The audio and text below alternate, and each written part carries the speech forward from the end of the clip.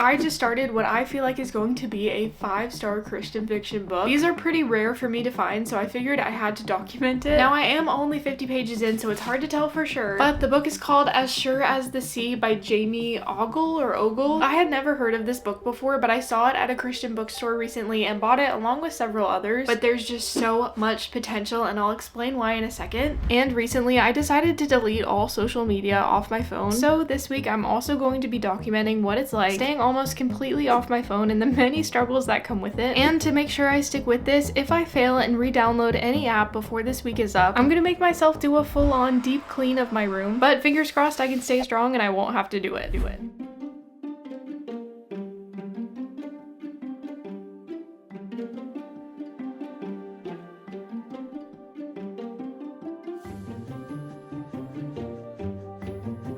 So like I said, I'm only about 50 pages into this book, so it's hard to say for sure. If you've watched me for a while, you probably know that I love books that are like action-packed and suspenseful, and this one starts off really intense. So basically, it takes place in Eastern Europe during the Roman Empire, and the main girl and her brother make a living off of diving for coral and pearls and selling them, which is funny because I just recently read The Pearl where they did the same thing. It starts off where her and her brother are diving, and something very intense and scary happens right off the bat, and it begins this whole very intense story. I don't want to spoil too much, so I'm not going to say everything, but I'm almost 50 pages in, and that like excitement and intensity in the story hasn't really died down at all yet. I think there's going to be a little romance in this one, and so far it doesn't seem cheesy at all. I mean, again, I don't know for sure, so things could change. That's where I'm at so far in the book, and I'm really excited to keep reading more. It's the next day. I ended up reading a lot last night, and it was so nice, and I'm about to start reading a bit more, but I wanted to talk a little bit more about the book. So during this time in Europe during the Roman Empire,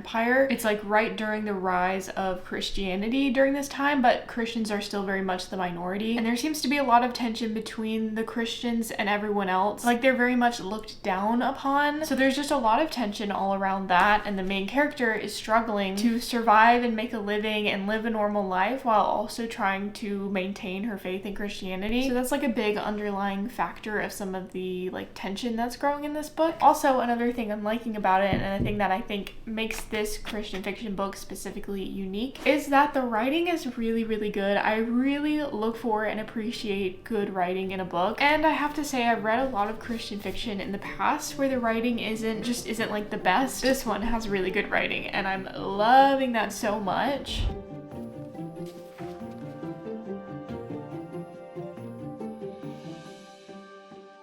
Also, another very great thing about this book is that the chapters are super short. That's another thing I love to see in a book. So, like I kind of mentioned before, I'm also going through this entire week while staying completely off of social media. I deleted all the apps off of my phone because they were just getting a little too addictive and they were taking up too much time in my day, and I just wanted to stay off of them. So this entire week, I am not going to be scrolling at all. I don't even have the option to because they're deleted off of my phone, but I have to say it's been a bit of a struggle because I had like gotten to a place where I was so used to, whenever I got bored, just immediately pick up my phone and start scrolling, and it's just kind of become like my instinct to just pick my phone up whenever I'm bored or whenever I want to be entertained in any kind of way. So it's been kind of a struggle, but also at the same time it's been amazing because it's opening up some like extra time in my day where I've noticed that I would normally sit and be scrolling for a little while. I like have extra time to do more things, and I didn't even expect that to happen. I didn't realize how much time this was taking up, so that's been really nice as well, and it's another reason why I really, really want to stick to this. Also, because if I don't stick to this and I re-download an app, as a consequence, I'm gonna have to do a deep clean of my entire room, which to be fair needs to be done, but I really don't want to do it. I'm hoping that I can really stick with this. So I think it's time for me to start a second book. I'm not done with As Sure as the Sea yet, but what I typically like to do when I'm reading is to have one physical book that I can read, plus have an audiobook that I can listen to, like when I'm going to the gym or driving in the car or whatever. So I think I'm gonna start a second audiobook. I'm pretty sure all of these books that I bought recently also have the audiobook on Spotify, so I don't have to pay extra, but I need to decide which one I want to start next. They all seem really good. I love the cover of this one, but I also have been wanting to read A Grief Observed by C.S. Lewis. I think I still might get to this one later, but for right now, I think I want to read either this book called If It Rains or Beneath the Night Tree. I think because this is also a historical fiction and I'm kind of reading a historical fiction right now, it might be better to go with Beneath the Night Tree. So I think I'm gonna go with this one. This one is a contemporary fiction, almost seems like literary fiction-y. It seems like it might have a little bit of romance, but I think it's mostly about this complicated family and like interesting family dynamics and like this mom trying to manage it or something. I'm actually not that positive. Honestly, a huge reason why I bought this one is because I thought the cover was really pretty. So I'm gonna start this audiobook today and then I'll tell you how I feel about it. I actually first went back to reading more of As Sure as the Sea because I couldn't resist. And then a little bit later I went out for a walk and started listening to Beneath the Night Tree.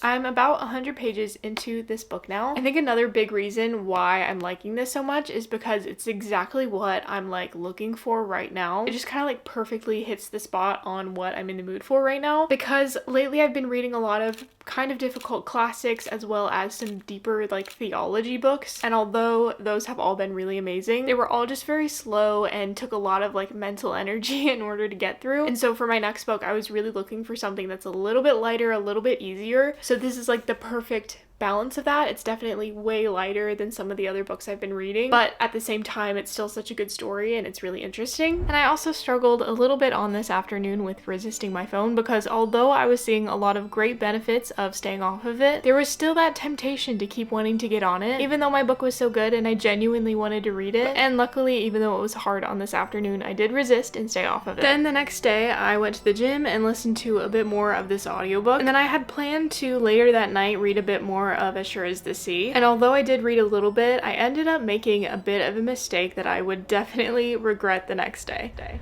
So I've made a little bit of a mistake. Before you make any assumptions, I didn't re-download any apps and start scrolling. However, what I did do last night, I really wanted to go on my phone in some capacity.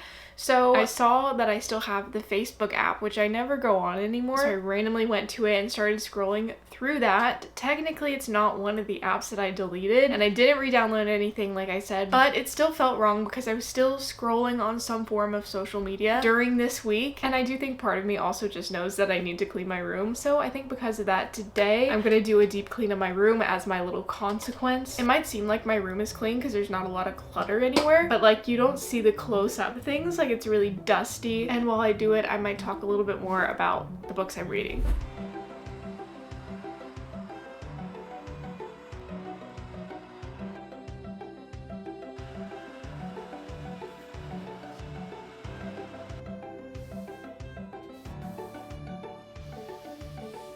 I just realized I've been doing all this and I haven't been listening to my audiobook at the same time. What's wrong with me? So anyway, audiobook is going in now.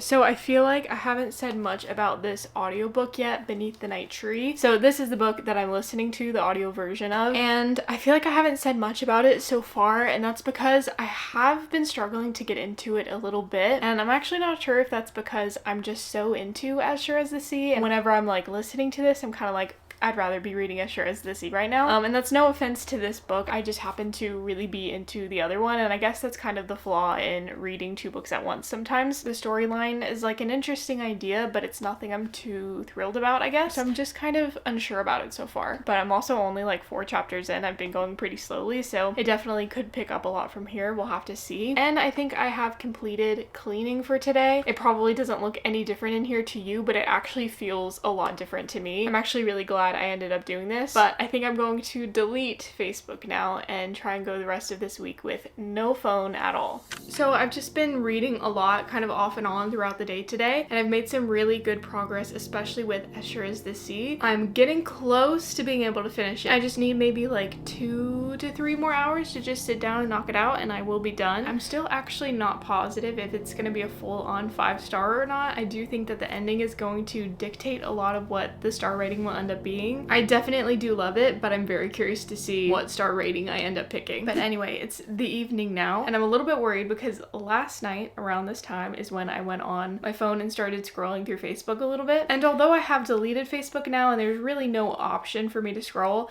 there's always the temptation to re-download an app. So I figured I would look up some ways to help resist going on your phone, and I'm gonna try to do those tonight. So the main few that I think are gonna be the most effective is number 1, turn your phone on do not disturb, so if you get any text or anything it doesn't notify you. Number 2 is have a different way to where you can check the time. And then number 3 is just remove your phone altogether, like put it in a completely different room. So even if you are tempted to go on it, you don't even have the option to. So I've turned my phone on silent. I'm gonna go put this in a completely different room. I'm gonna check the time out there if I need it, and then I'm just gonna sit in here and read the whole rest of the night without any distractions. And because I'm pretty close to being done with As Sure as the Sea, I think there's a chance that I might be able to finish it tonight, which would be really exciting.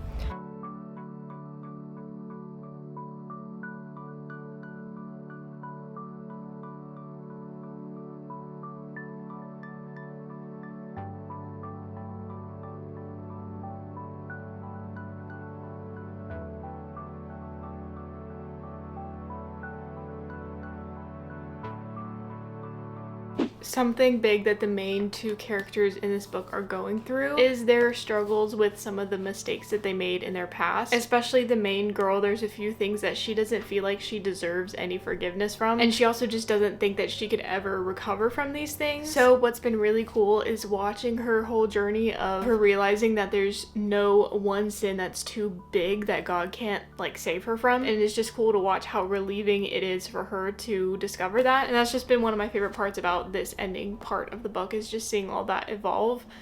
I have finished As Sure as the Sea now, and I finally decided on a star rating, but first I want to talk about Beneath the Night Tree. I have not finished this one, and I think it might end up being a DNF for now. I don't exactly know why either. It's not like it's a bad book, I just think I'm not really in the mood for it right now, and there's no part of it that I'm finding super interesting. Maybe one day I'll pick it back up, but for now I'm gonna DNF it. I also want to say that I was successful in going the rest of this week without going on my phone. I know this was kind of random for me to do this week, but it has felt so good and been so beneficial. I ended up actually having so much more time to read this week because of it, and I feel like resisting this for an entire week has made me officially break that habit of wanting to constantly go on my phone whenever I get bored. And my original plan was just to go the entire week without my phone, and then at the end of the week re-download stuff and just move on as usual. But now I'm thinking I don't really want to do that. I kind of want everything to just stay off my phone, and I would like to keep this going for as long as I can. And finally, as for As Sure as the Sea, as you know, I really love this book, and although I was hovering between a 4 and a 5-star throughout the majority of reading it, I have finally decided that I am going to give this one a 5 stars. So I highly recommend this if it sounds like something you would enjoy, and thanks for watching.